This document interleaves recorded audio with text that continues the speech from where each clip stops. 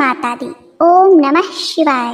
गुप्त नवरात्रि का व्रत करने या कथा का श्रवण करने से दुख दरिद्रता का नाश होता है, मन चाहे फल की प्राप्ति होती है, व्यक्ति के सभी रुके कार्य सिद्ध हो जाते हैं। प्रिय भक्तगणों, आपको बता दें कि गुप्त नवरात्रि में भक्तगण देवी माँ की 10 महाविद्याओं की गुप्त रूप से साधना करके माता रानी से आशीर्वाद प्राप्त करते हैं। मान्यता है कि जो भी व्यक्ति इस 9 दिनों में देवी माँ की आराधना पूजा गुप्त रूप से करते हैं, उनकी हर मनोकामनाएं पूर्ण होती हैं। तो प्रिय भक्तगणों, आज मैं सुना रही हूँ गुप्त नवरात्रि के प्रथम दिन सुनी जाने वाली गुप्त नवरात्रि व्रत की बड़ी ही दुर्लभ पौराणिक कथा। सुख समृद्धि की कामना रखने वाले भक्तगण हमारे इस चैनल को सब्सक्राइब, वीडियो को लाइक करके कमेंट में जय माता दी जरूर लिखें और बेल आइकन को भी जरूर दबाएं। माता रानी आप सबका कल्याण करें। तो प्रिय भक्तगणों, कथा को आधा अधूरा छोड़े बिना पूरे कथा का श्रवण करें। पौराणिक कथा के अनुसार एक बार श्रृंगी ऋषि अपने भक्तों के बीच में बैठकर उनकी शंकाओं का समाधान कर रहे थे। इन सब के बीच एक स्त्री भी श्रृंगी ऋषि के पवित्र वचन सुन रही थी। महिला अपने पति से काफी परेशान थी। श्रृंगी ऋषि के सामने उपस्थित होकर वह अपना हाथ जोड़कर बड़े ही दुखी होकर वह अपनी व्यथा उनसे कहने लगी, मेरे पति बुरी आदतों से घिरे रहते हैं, जिस कारण मैं कोई पूजा पाठ नहीं कर पाती, धर्म और भक्ति से जुड़े पवित्र कार्यों का संपादन भी नहीं कर पाती, यहाँ तक कि ऋषियों को उनके हिस्से का अन्न भी समर्पित नहीं कर पाती। मेरा पति मांसाहारी है, जुआरी है, लेकिन मैं माँ दुर्गा की सेवा करना चाहती हूँ। उनकी भक्ति साधना से अपने परिवार के जीवन को सफल बनाना चाहती हूँ। श्रृंगी ऋषि ने उस स्त्री को आदर पूर्वक उपाय बताते हुए कहा कि हे पुत्री, चैत्र नवरात्रि और शारदीय नवरात्रि से तो आम जनमानस परिचित है, लेकिन इसके अतिरिक्त 2 नवरात्र और भी होते हैं जिन्हें गुप्त नवरात्रि कहा जाता है। उन्होंने कहा कि प्रकट नवरात्रों में 9 देवियों की उपासना होती है और गुप्त नवरात्रों में 10 महाविद्याओं की साधना की जाती है। पुत्री, तुम सर्वेश्वर कारणी देवी की आराधना करो, तुम्हारा कल्याण होगा। सर्वेश्वर कारणी देवी गुप्त नवरात्रि की अधिष्ठात्री देवी हैं। इनकी पूजा करने से भक्तों की सभी मनोकामनाएं पूरी होती हैं। अभय दान से अपने भक्तों की सभी मनोकामनाओं को पूर्ण करने वाली गुप्त नवरात्रि के दिनों में सर्वेश्वर कारणी देवी की पूजा को बहुत ही पवित्र और महत्वपूर्ण माना जाता है। श्रृंगी ऋषि ने कहा, जो व्यक्ति कभी पूजा पाठ नहीं करता और लोभ वासना व्यवसाय के अधीन रहता है, ऐसा व्यक्ति यदि गुप्त नवरात्रि में भगवती की पूजा करता है तो उसके जीवन में और कुछ करने की आवश्यकता नहीं। प्रिय भक्तगणों, श्रृंगी ऋषि के वचन का पालन करते हुए महिला पूरी श्रद्धा से गुप्त नवरात्रि की पूजा करने लगी। माता भगवती उस पर प्रसन्न हुई और धीरे धीरे उसका जीवन बदलने लगा और उसके पति के सभी बुरे कार्य छूट गए। गुप्त नवरात्रि में भगवती की पूजा करने से उसके जीवन में सुख समृद्धि का पुनः संचार हो गया। वह आनंद पूर्वक अपने पति के साथ जीवन व्यतीत करने लगी। इस गुप्त नवरात्रि की 10 देवियां हैं जिनका नाम इस प्रकार से है। पहला दिन माँ काली का होता है, दूसरा दिन माँ तारा, तीसरा दिन माँ त्रिपुर सुंदरी, चौथा दिन माँ भुवनेश्वरी का, पांचवा दिन माँ छिन्नमस्तिका का और छठा दिन माँ त्रिपुर भैरवी, सातवां दिन माँ धूमावती, आठवां दिन माँ बंगलामुखी, नौवां दिन माँ मातंगी, 10वां दिन माँ कमला। तो प्रिय भक्तों, आज पहला दिन है, तो सर्वप्रथम आप सुनेंगे भक्तों की रक्षा करने वाली माँ काली देवी की बहुत ही अद्भुत अनोखी कथा। पुरुषोत्तमपुर नामक ग्राम में एक बहुत ही भोले भाले अत्यंत सरल स्वभाव के ब्राह्मण रहा करते थे। वे माता काली के अनन्य भक्त थे। लोगों के लाख मना करने के बाद भी वे जाड़ा, गर्मी, बरसात, मौसम कैसा भी हो, रात को खाना खाने के बाद वो नहर पार करके मंदिर में माथा टेकने जरूर जाते थे। ऐसे ही पूस की एक सर्द रात थी। वातावरण में गहरी धुंध छाई हुई थी, क्योंकि उस समय घड़ी का उतना चलन नहीं था। सो ब्राह्मण देवता घर पर खाने के बाद अपने डेरे पर चले आए, जहाँ वे गायों का देखभाल करते थे। गायों का देखभाल करने के लिए वहाँ उस दिन उन्हें कुछ देर हो गई। आसमान में कोहरे की वजह से चांद दिखाई नहीं दे रहा था, सो समय का ठीक ठीक अंदाजा नहीं लग पाया और शरीर पर कंबल डाले रोज की तरह मंदिर की ओर बढ़ चले। क्योंकि उस समय नहर में पानी घुटनों से ज्यादा नहीं था, तो पार करने में परेशानी नहीं हुई। जब वो मंदिर के पास पहुंचे तो दूर दूर तक सन्नाटा भाई भाई कर रहा था। एक पल को उनका शरीर भय के मारे गनगना गया, आंखें अनायास ही मुद गई। थोड़ी देर में उन्हें आभास हुआ कि उनके इर्द गिर्द कई सारे लोगों का जमावड़ा हो रहा है, जो आहिस्ते आहिस्ते प्रेत आत्माएं उन्हें अपने घेरे में लेने के लिए अपना घेरा तंग कर रही हैं। यह देखकर ब्राह्मण देवता माँ भवानी को याद करने लगे। माता काली को याद करते हुए उन्होंने कहा, हे माँ, क्या आज की रात तुम्हारे धाम पर ही मेरी जीवन लीला समाप्त हो जाएगी? प्रिय भक्तों, जब उनको लगा कि वो दुष्ट आत्माएं बस उन्हें दबोचने ही वाली हैं, अचानक मंदिर के अंदर रखे हुए नगाड़े अनायास ही जोर जोर से बजने लगे। ब्राह्मण चौंक गए। उन्होंने सोचा, रात के वक्त इस मंदिर में कौन बैठा है नगाड़ा बजाने के लिए? तत्क्षण उन्होंने अपनी आंखें खोल दी। आसपास किसी का नामो निशान तक नहीं था। सहसा उनकी नजर मंदिर के द्वार की ओर उठी। मंदिर का दरवाजा खुला था, उसमें से साक्षात काली माता बाहर आ रही थी। काली माता ने कहा, क्या रे, यही समय मिला है तुझे मेरे पास आने के लिए? जानता नहीं है मेरे शयन का समय है, अभी मुझे थोड़ी ही देर हो जाती तो तू जिंदा नहीं रहता। फिर कल को लोग यही कहते कि देवी माँ का इतना बड़ा भक्त था और उन्हीं के धाम पर उसके प्राण न बच पाए। ब्राह्मण देवता ने कहा, माई, ये तो मेरा रोज का नियम है, आज कैसे नागा कर देता? पंडित जी देवी को सामने पाकर निहाल हो गए, उनके चरणों में लेट गए। काली माता ने कहा, पगले, रोज से आज ज्यादा देर कर दिया है तूने, अभी आधी रात का समय हो चला है। पंडित जी ने कहा, माई, गलती हो गई, मुझे समय का पता ही नहीं चला, पर क्या करूं माई, जब तक आपके दर्शन नहीं कर लेता मुझे संतोष ही नहीं मिलता। माँ ने कहा, जानती हूँ रे, इसीलिए तो पहली बार किसी के सामने साक्षात आई हूँ, पर तू भी ये मूर्खता छोड़ दे। पंडित जी बोले, माई, ये तो मेरी भक्ति है। माता ने कहा, निसंदेह तुम्हारी भक्ति उत्कृष्ट है, इसीलिए तो कह रही हूँ। अब आज के बाद तुझे रात में यहाँ आने की कोई आवश्यकता नहीं है। तू घर से मुझे प्रणाम कर लेना, मैं स्वीकार कर लूंगी। जब दर्शन का जी चाहे दिन में आ जाना मेरे पास। चल, अब तुझे घर छोड़ देती हूँ। पंडित जी ने कहा, माई, आपने मुझे साक्षात दर्शन दे दिए, जीवन धन्य हो गया। अब आपको कष्ट देकर मुझे नर्क नहीं जाना है। आप वापस मंदिर में जाइए, मैं स्वयं घर चला जाऊंगा। माता ने कहा, तू चुपचाप चल, मैं तुझे घर छोड़कर ही आऊंगी। फिर आगे आगे कुलदेवी और पीछे पीछे पंडित जी दोनों नहर के पास पहुंचते हैं।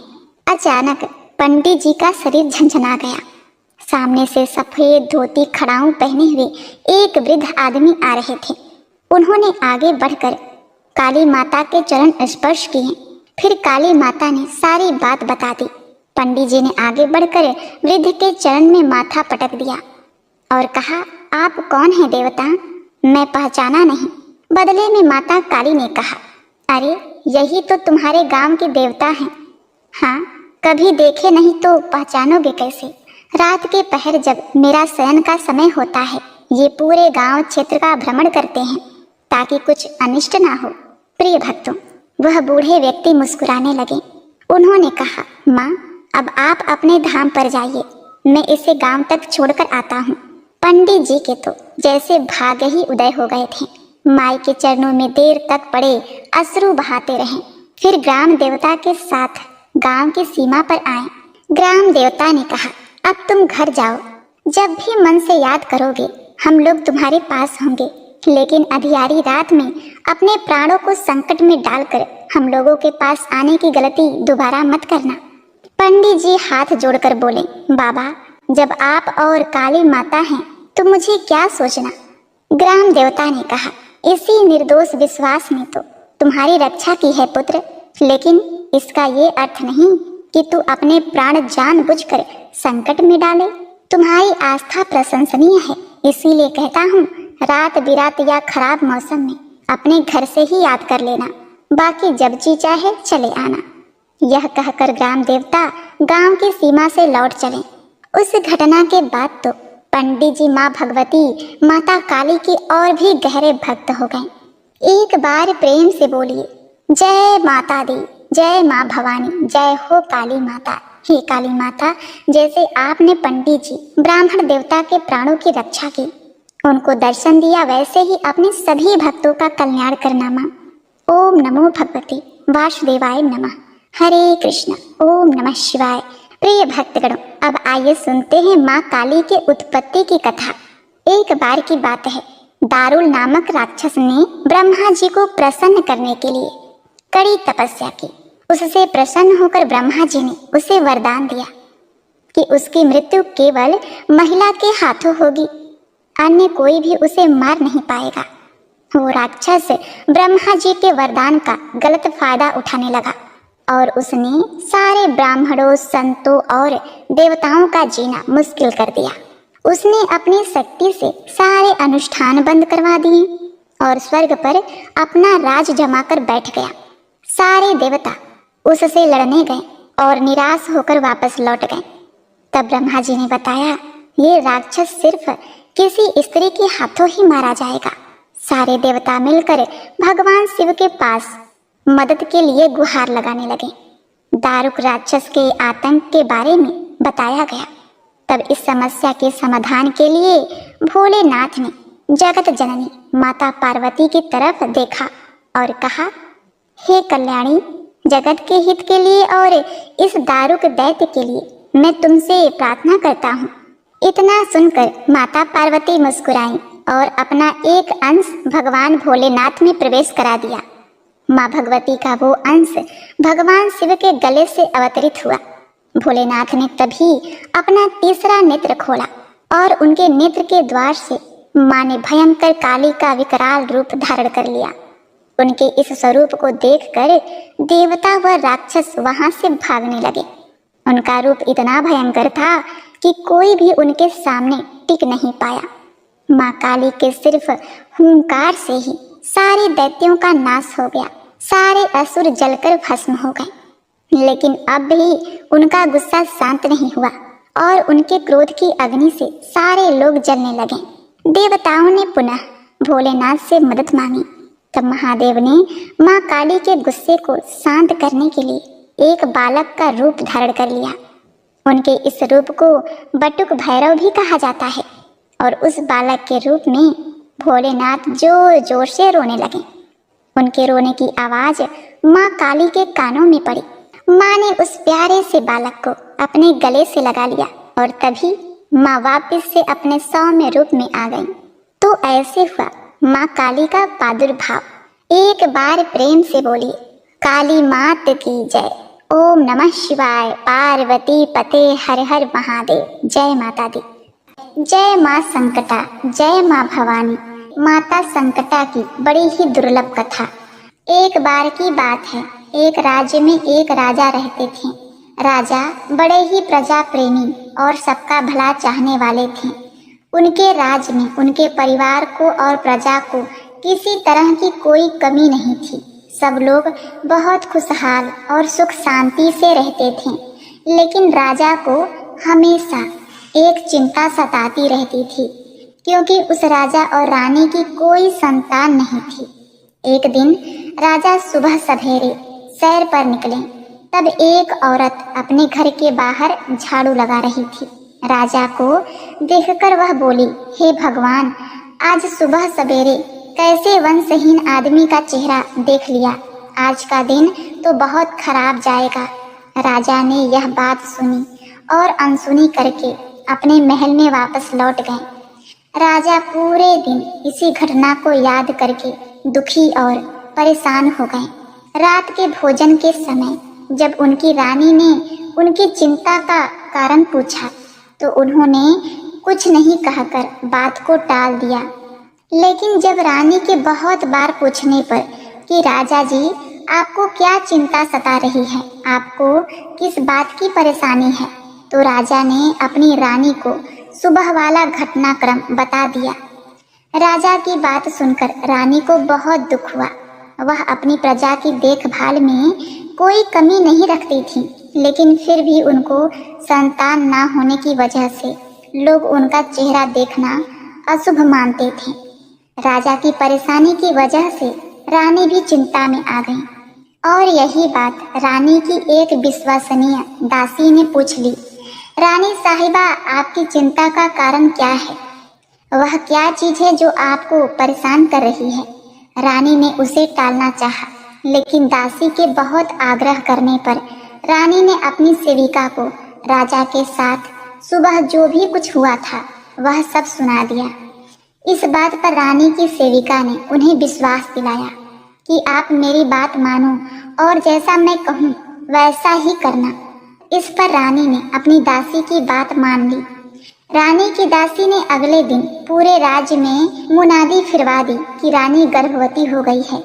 इस पर राजा ने बहुत खुश होकर ढेर सारे उपहार दिए और जब राजा रानी से मिलने गए तो दासी ने उन्हें रोकते हुए कहा कि आप जब तक रानी के बालक नहीं होता तब तक उसके कक्ष में प्रवेश नहीं करेंगे। राजा के बहुत मनाने पर भी रानी नहीं मानी और राजा वहां से रवाना हो लिया। रानी बैठी बैठी परेशान हो रही थी। अपनी दासी के कहने पर रानी ने राजा से ही नहीं बल्कि पूरी राज्य की प्रजा से झूठ बोला था कि वह गर्भवती है। धीरे धीरे करते करते 9 महीने पूरे हो गए। जब रानी को दिन रात चिंता सताने लगी, रानी बड़ी मुश्किल में फंस गई थी, क्योंकि उसे पता था कि राजा कभी भी आकर उनसे पूछ सकते हैं कि बताओ हमारा बालक कहाँ है। तब रानी राजा को क्या जवाब देंगी? रानी ने यह अपनी दुविधा अपनी दासी को कह सुनाया, लेकिन दासी ने उन्हें कहा कि आप निश्चिंत होकर मेरा विश्वास करें। तब दासी ने पूरे राज्य में यह मुनादी फिरवा दी कि रानी ने एक बहुत ही सुंदर पुत्र को जन्म दिया है। यह सुनकर राज्य में सभी लोग बहुत प्रसन्न हुए। जब राजा अपने पुत्र को देखने के लिए रानी के कमरे में गए तो दासी ने उन्हें दरवाजे पर ही रोक लिया और कहा कि हे महाराज, जब आपने इतनी प्रतीक्षा की है तो थोड़ी प्रतीक्षा और कर लीजिए। अब आप अपने पुत्र का मुंह कुछ समय बाद ही देखना। दासी ने फिर नगर में मुनादी फिरवा दी कि राजकुमार का नामकरण संस्कार हो गया है। फिर कुछ समय बीतने के बाद उसने यह मुनादी करवाई कि राजकुमार का मुंडन संस्कार भी हो गया है। राजा से अब नहीं रहा गया। राजा रानी के कक्ष में रानी से मिलने गए। दासी ने उन्हें दरवाजे पर रोककर बोला, हे महाराज, अभी अपने पुत्र का मुंह देखना आपके लिए अशुभ संकेत है, इसीलिए आप अपने पुत्र को सिर्फ तभी देख पाएंगे जब वह 12 वर्ष तक का हो जाएगा। जब उसकी उम्र 12 वर्ष हो जाएगी तब हम उसका विवाह करेंगे। अब आप अपने पुत्र का मुंह उसके विवाह मंडप में ही देखिएगा। यह कहकर दासी रानी का कमरा अंदर से बंद कर दिया। धीरे धीरे समय बीता और 12 वर्ष पूरे हो गए। 12 वर्ष पूरे होने पर दासी ने अपने राजा से कहा कि हे महाराज, अब आपका पुत्र 12 वर्ष का हो गया है। आप इसके लिए वधू ढूंढना शुरू कर दीजिए और शादी की तैयारी करवाना भी शुरू कर दीजिए। राजा ने अपने पुत्र के लिए दूर देश के एक बहुत ही सुंदर राजकुमारी से अपने पुत्र का विवाह तय कर दिया। राज्य में राजकुमारी की शादी की तैयारी बहुत धूमधाम से चलने लगी। दूसरी तरफ दासी ने 1.25 मन चावल का आटा मंगवाया। उस आटे से उसने एक बहुत ही सुंदर आकर्षक 12 वर्ष के बालक जितना पुतला बनवाया। इस पुतले पर दासी नेगी और मेवों से बहुत ही सुंदर सजावट की।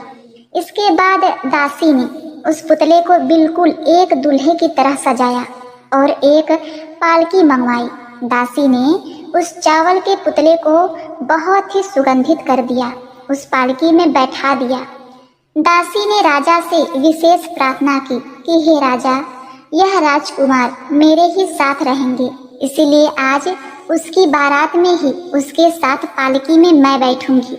दासी की यह प्रार्थना राजा ने स्वीकार कर ली और बारात चलने लगी। चलते चलते बारात एक घने जंगल से गुजरी और रास्ते में जब संकटा माता का मंदिर आया तो वहां पर दासी ने विश्राम करने के लिए कहा। इसके बाद दासी उस चावल के पुतले को पालकी में ही रखकर कुएं से पानी पीने के लिए चली गई। जंगल में संकटा माता और उनकी सहेलियों को एक बहुत ही अच्छी खुशबू आई और उन्होंने देखा कि यह खुशबू एक पालकी से आ रही है। संकटा माता और उनकी सहेलियों ने पालकी में झांक कर देखा तो उन्हें पता चला कि पालकी में एक बहुत ही विशाल मानव रूपी मिठाई रखी हुई है। सबने मिलकर उस मिठाई को पूरा खा लिया। मिठाई खाकर संकटा माता और उनकी सहेलियां वापस मंदिर में चली गईं। जब लोग कुएं से पानी पीकर वापस आए तो देखा पालकी में तो कोई नहीं है। यह देखकर दासी बहुत घबरा गई। वह संकटा माता के मंदिर में जाकर जोर जोर से विलाप करने लगी, हे माता, लौटा दो बेटा, लौटा दो बेटा, लौटा दो बेटा। दासी का विलाप सुनकर संकटा माता प्रकट हुई और दासी ने माता से कहा, हे माता, लौटा दो बेटा, उस पुत्र को हमें लौटा दो। तो माता ने कहा कि अब मैं तुम्हें बेटा कहाँ से दूं? और मिठाई बहुत सुगंधित थी तो मैं तो अब उसे खा ही गई। लेकिन दासी ने विलाप करना नहीं छोड़ा। तो संकटा माता ने उसकी बात मानते हुए कहा, ठीक है, मैं तुम्हें एक बेटा देती हूँ, लेकिन मेरी एक शर्त है। दासी ने बोला कि माता बताइए, आपकी क्या शर्त है? तो संकटा माता ने कहा कि मैं तुम्हें एक बेटा जरूर दूंगी, लेकिन 24 घंटे के अंदर मैं अपना बेटा वापस ले लूंगी। दासी ने माता की बात मान ली और संकटा माता ने अपने चमत्कार से दासी को एक बहुत ही सुंदर 12 वर्ष का बेटा दिया। इतना अप्रतिम सुंदर बालक देखकर दासी तो आश्चर्यचकित हो गई। बालक को पालकी में बिठाकर जब वह विवाह स्थल पर पहुंची तो राजकुमार को चबेरी में बैठाया गया। तब दासी ने राजा से कहा, हे महाराज, आप अपने पुत्र का चेहरा देख सकते हैं। जब राजा अपने राजकुमार के पास गया तो अपने बेटे का इतना सुंदर और भव्य रूप देखकर आश्चर्यचकित रह गया। तब राजा ने कहा कि बालक की इतनी सुंदरता की वजह से आपने मुझसे इतने वर्ष तक इसके पास नहीं आने दिया, लेकिन अब मैं अपने पुत्र को जी भर कर देखूंगा। राजकुमार का विवाह धूमधाम से संपन्न हुआ और सभी लोग वापस अपने राज्य आ गए। दासी ने रानी को अपने बेटे और बहू की आरती उतारने के लिए दरवाजे पर बुलाया, लेकिन रानी तो डर के मारे अपने कक्ष में कांप रही थी कि असल में उसका कोई पुत्र तो है ही नहीं। यह बात जब राजा को पता चलेगी तो राजा उनसे गुस्से में आकर भयंकर दंड देंगे। लेकिन दासी के बार बार बुलाने पर रानी ने जब खिड़की से बाहर देखा तो सच में ही एक बहुत ही सुंदर राजकुमारी को अपने दरवाजे पर खड़ा पाया। रानी पूजा की थाली बाहर लेकर आई और अपने बेटे को घर के अंदर प्रवेश दिलाया। दासी की चिंता बढ़ गई जब उसे संकटा माता की बात याद आई। दासी ने एक युक्ति लगाई और रानी से जाकर कहा कि कल हम बहू की मुंह दिखाई की रस्म का आयोजन करेंगे, तो राज्य की सभी औरतों को निमंत्रण देना है। रानी ने कहा, ठीक है। तो अगले दिन सुबह राज्य भर की सारी औरतें राजमहल के सामने इकट्ठा होने लगी। दासी ने बहू को खूब अच्छे से समझाया कि तुम्हें हर स्त्री के पैर छूने हैं, चाहे वह स्त्री किसी भी वर्ग और किसी भी जाति की क्यों न हो।